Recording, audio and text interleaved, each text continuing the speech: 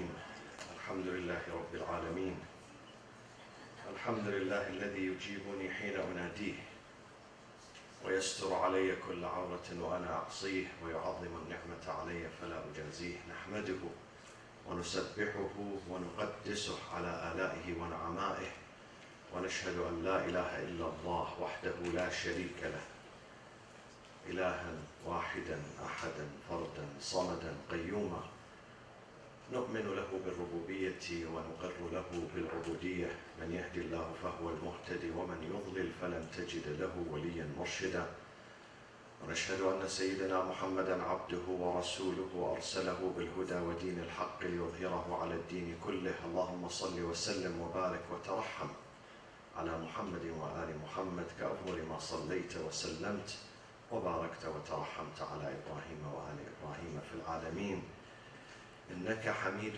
مجيد وصل اللهم وسلم على جميع الأنبياء والمرسلين والأوصياء والصديقين وعترة نبيك الطيبين الطاهرين المعصومين والصفوة الخيرة من أصحابه المنتجبين ومن تبعهم بإحسان وإيمان إلى يوم الدين عباد الله أوصيكم وأوصي نفسي بتقوى الله ولزوم أمره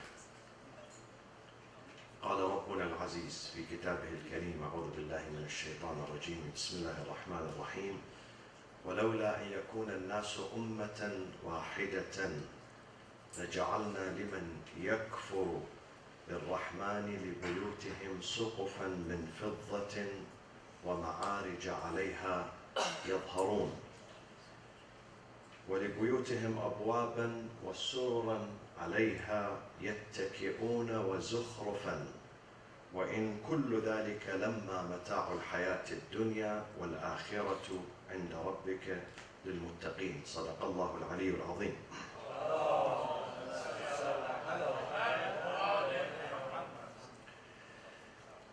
Throughout the history of mankind,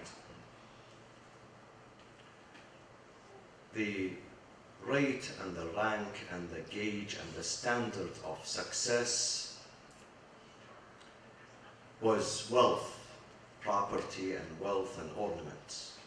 This is how they rate people, this is how they rank them, this is how they judge them and measure them.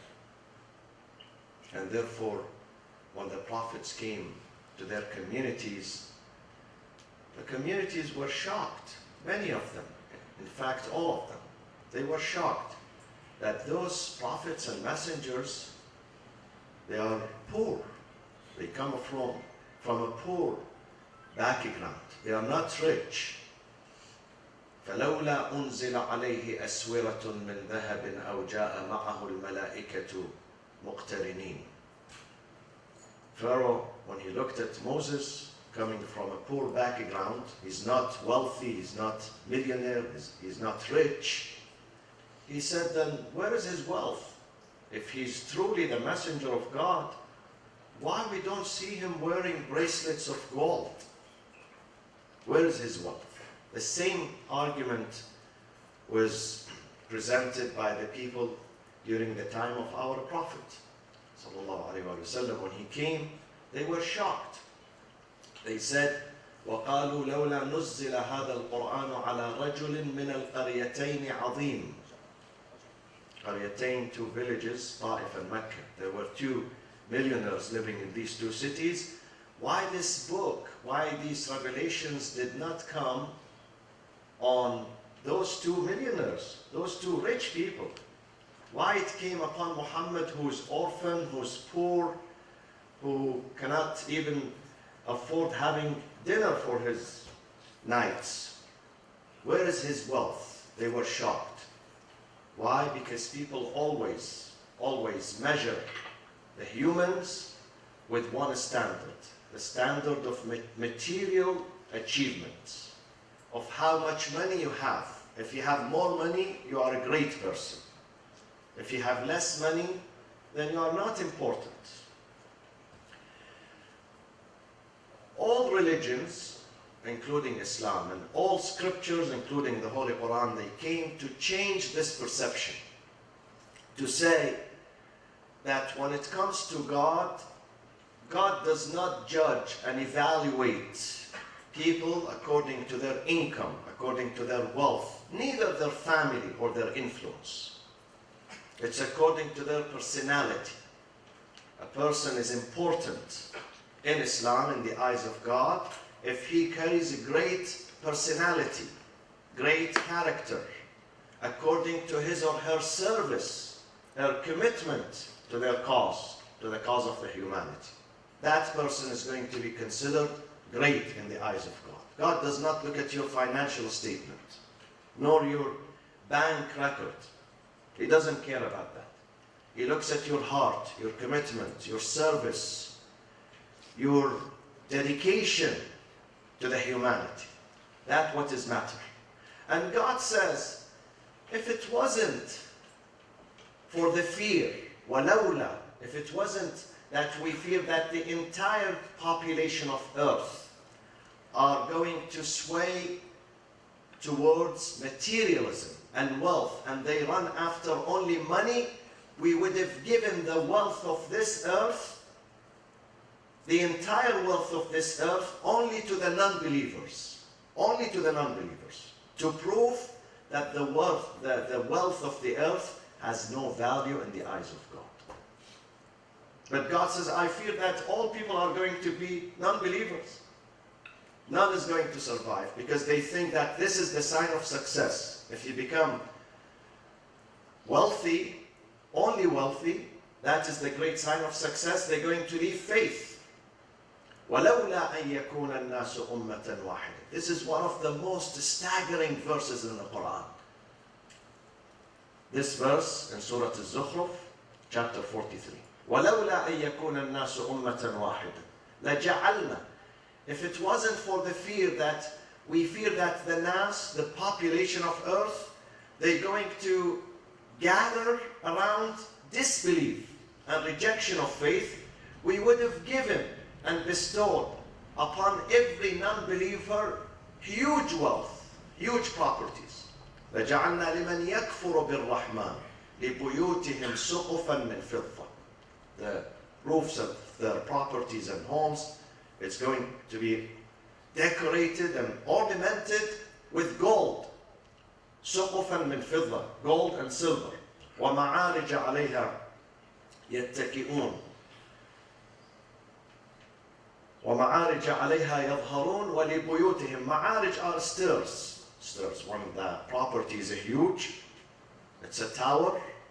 When they have a tower, huge skyscrapers and tower, it has stairs. So this signifies the greatness of the building. The building is so magnificent and huge. It has stairs. وَمَعَارِجَ عَلَيْهَا يَظْهَرُونَ وَلِبُيُوتِهِمْ أَبْوَابًا. The palace has not only one entrance, but many entrances. A palace, a mansion. وَلِبُيُوتِهِمْ أَبْوَابًا. This is why it is plural, not bab, but abwab.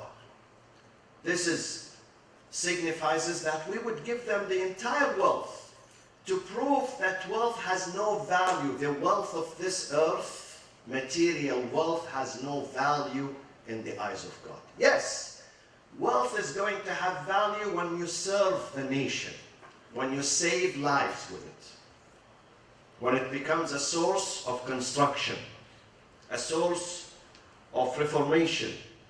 You reform your society, you save the hungry, the poor, the needy, you advance the cause of the humanity. Then it has worth. The wealth is going to have worth in the eyes of God. But merely seeking wealth for the sake of being wealthy only has no value in the eyes of God. And it has no advantage, and it carries no merits. So Allah subhanahu wa ta'ala wants to say that use the wealth to build yourself, but do not make it the center point of your life. Yes, utilize what God has given you. وَابْتَغِ فِي مَا آتَاكَ اللَّهُ الدَّارَ الْآخِرَةَ. God addresses the wealthiest person on earth at that time, Qarun, during the time of Musa. وَابْتَغِ فِي مَا آتَاكَ اللَّهُ. If you have wealth, property, seek to build your hereafter. وَابْتَغِ فِي مَا آتَاكَ اللَّهُ الدَّارَ الْآخِرَةَ. At the same time, you have to enjoy a relaxed life. It's okay. It's okay to have good life, good house, good living. No problem about that. But the vast majority of your wealth and your focus has to be to build the hereafter, to prepare yourself for the hereafter. Many people ask, why God does not make all the believers wealthy? No, He doesn't. He says, I would not make them wealthy. Because if believers are supposed to be all of them wealthy, then people are going to be driven towards faith out of greed, not out of conviction. Not because they think faith is something good. Because they look at faith as a means of material success. So let's become faithful. Let's become religious. Let me go to the mosque, because everybody who went to the mosque became wealthy, millionaire. So I will join them. Amir al-Mu'mineen says, يَدْ لَسَقَطَ الْبَلَاء. Then God, why is testing us? There is no reason to test. God wants to test us in this life, to see whether we stay with Him at the time of poverty, at the time of fear, at the time of hunger, at the time of deprivation. Do we stay with Him or not? At the time of affluence, all people can worship, no problem.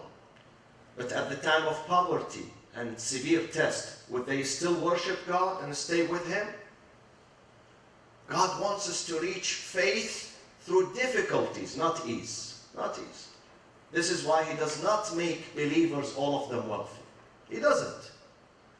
He says the path to faith is not through comfort and ease and wealth and relaxation.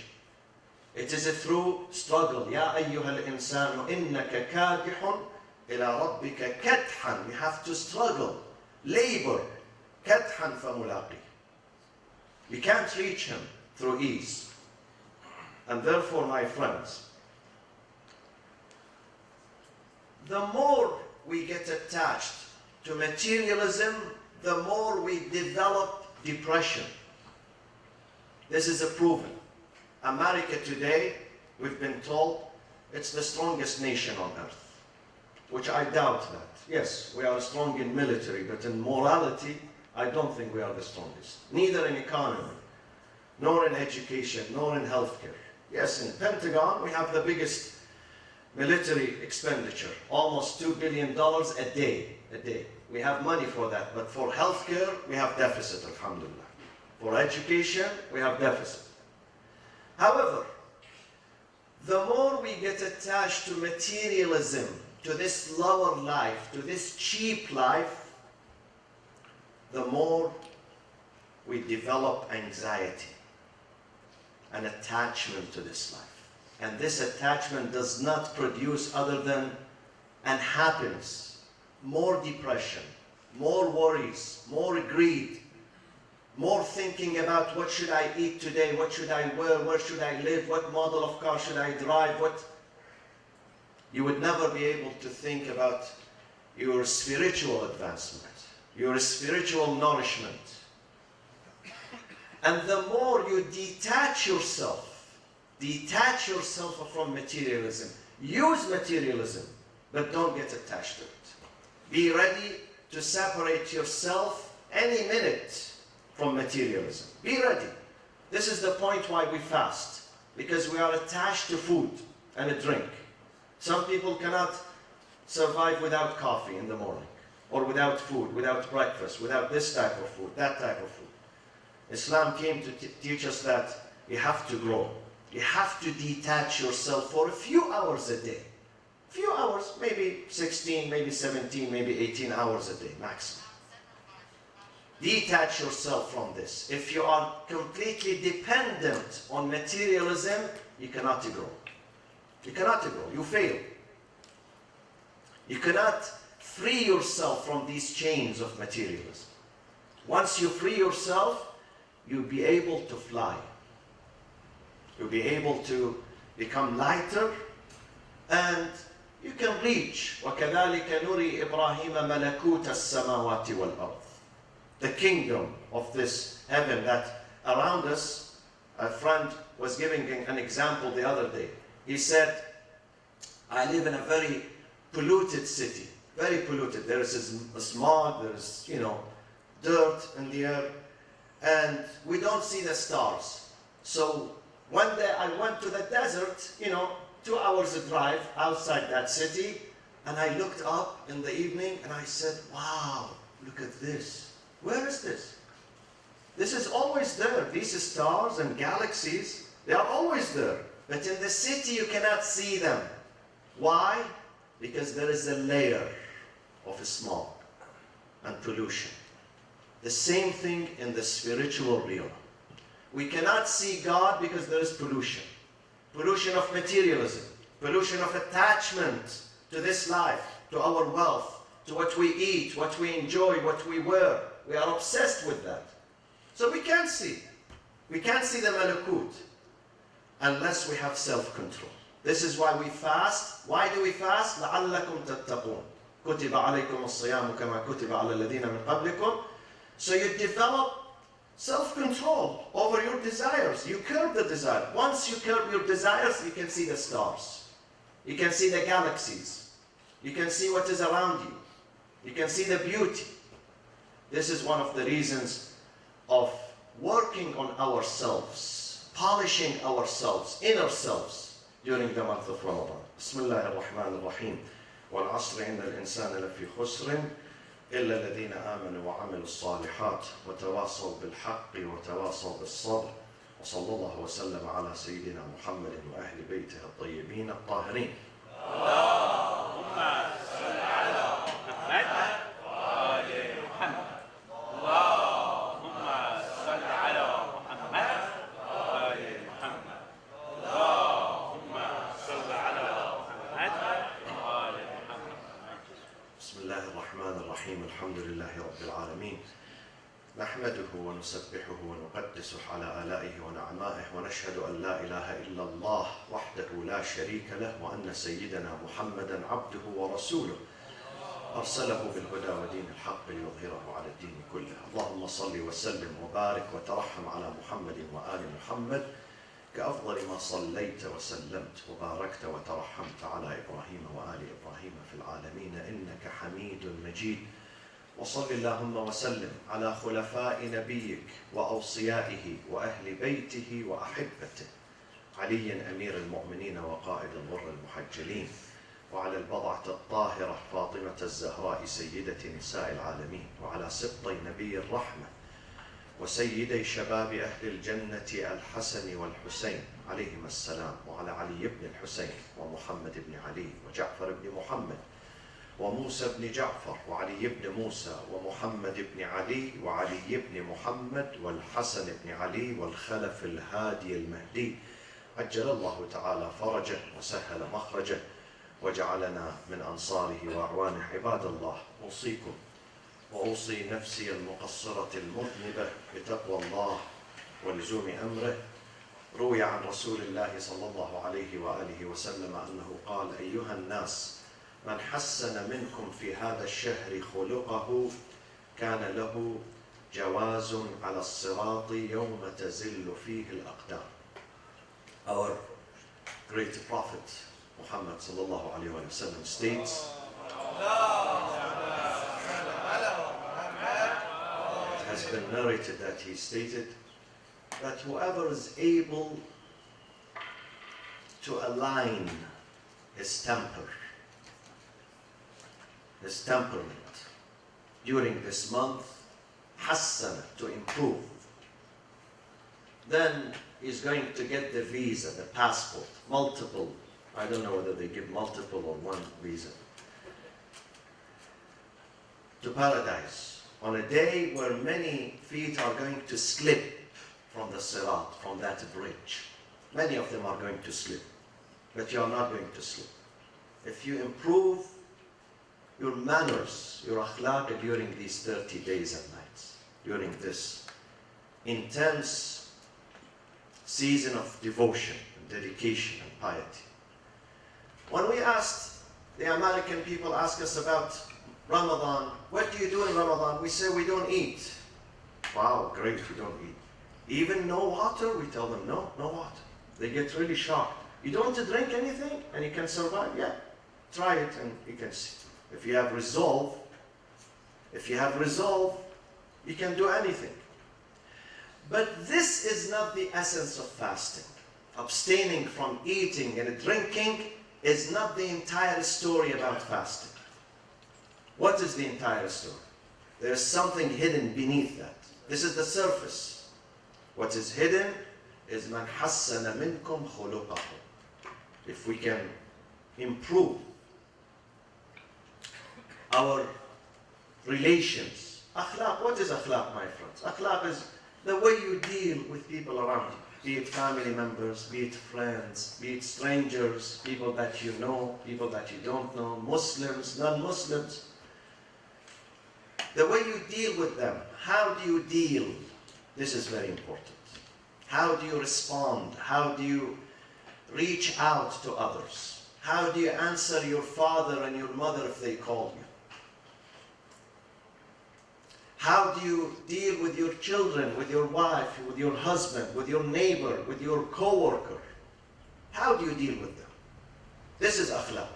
If you deal with them with a humility, tolerance, forbearance, smile, kindness, then that's it. This is the essence of Ramadan.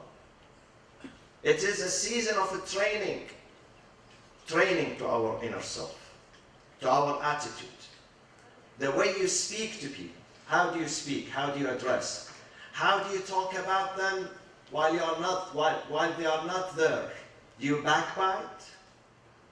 Do you demolish them when they are not present? When you see them, you smile in their face, you welcome them, but when they are not there, you try to demolish them. This is not Islamic attitude. This is not the spirit of Ramadan. We have to learn, number one, not to judge people. Not to judge people. No one is perfect on earth except the Anbiya and the Imams, and those who are made perfect by God for a specific reason that you all know. Other than that, we are human.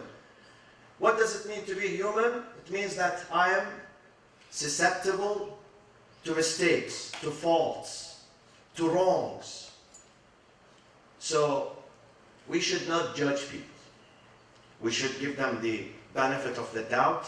Even if they do something wrong, we have to encourage them. Because if you keep rebuking people, they are not going to come to you.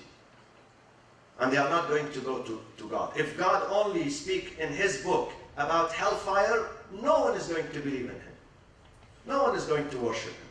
They tell Him, okay, anyway, you are going to put me in the hellfire, so why should I pray? Why should I come to you? But He speaks about paradise. And the verses that speaks about reward and paradise, much more than those that speak about punishment. This is how we should speak about people, in their presence as well as their absence. It's a month of togetherness. We should pull the community together, the family together. If a family does not speak to each other, they are scattered, then in this month, the father of the family, the mother of the family, which is the center of compassion and love, they should bring the family together, the cousins together, the extended family together, the community.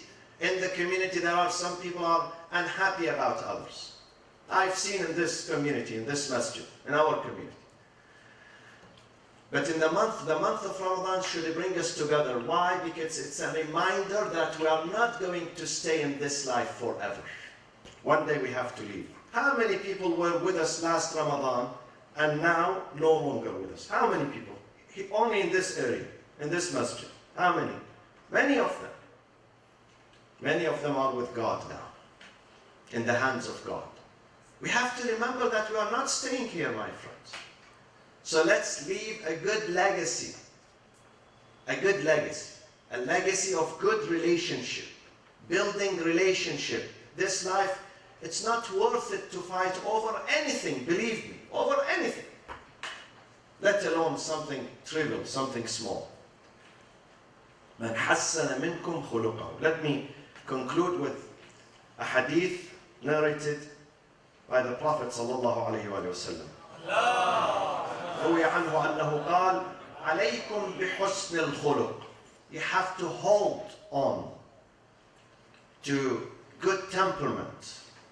Good temperament, حسن الخلق. فإن حسن الخلق في الجنة لا محالة. Definitely, no doubt about it, لا محالة. حسن الخلق, good temperament, is going to take you straight to paradise. وإياكم, stay away, وسوء الخلق, avoid it. Avoid bad temperament, avoid suspicion, avoid being angry at people, being jealous of people, avoid these things. Avoid greed. Avoid backbiting, slandering, negatively judging people. Avoid these things. These are سوء الخلق. Why?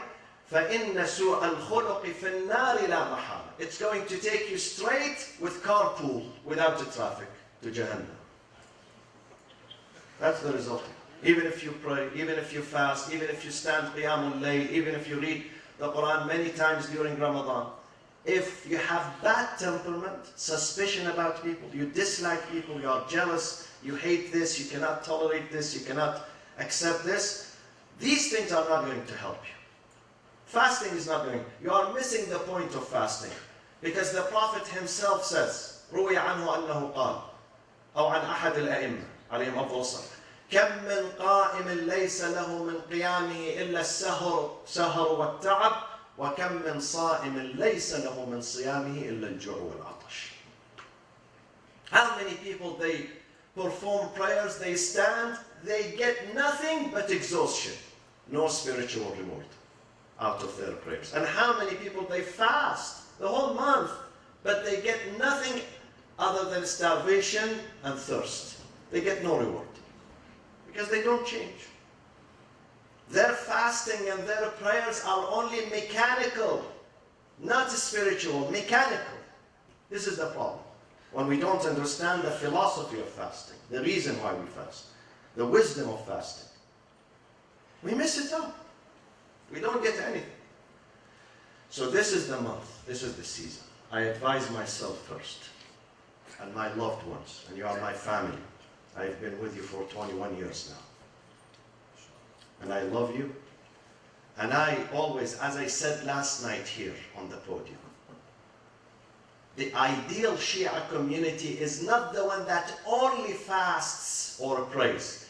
The ideal Shia community that makes God happy and the Prophet happy and our Imams happy and our 12 Imam happy is the one that stays together and helps each other. That is the ideal community. اللهم اغفر للمؤمنين والمؤمنات والمسلمين والمسلمات الأحياء منهم والأموات تابع اللهم بيننا وبينهم بالخيرات إنك مجيب الدعوات إنك غافر الخطيئات إنك ماحي السيئات وجاعلها حسنات إنك على كل شيء قدير. My friends, there is a fundraising for Imam Hujjah Hospital that took 10 years to build in the city of Karbala, one of the biggest hospitals in Iraq. They have a fundraising. The hospital opened exactly 10 days ago, and they are receiving the poor people, the orphans, the needy in the city. They have a fundraising Sunday, June 11th at this address here in Irvine. So if you'd like to contribute, go and attend, inshallah. اللهم تقبل منا صلاتنا وصيامنا ودعاءنا في هذا الشهر العظيم. اللهم شافي مرضانا المريضة المنظورة. اللهم من عليها بالشفاء والعافية وعجل في فرج سيدنا ومولانا صاحب العصر والزمان وإلى أرواح المؤمنين والمؤمنات ثواب الفاتحة مع الصلاة على محمد وآل محمد.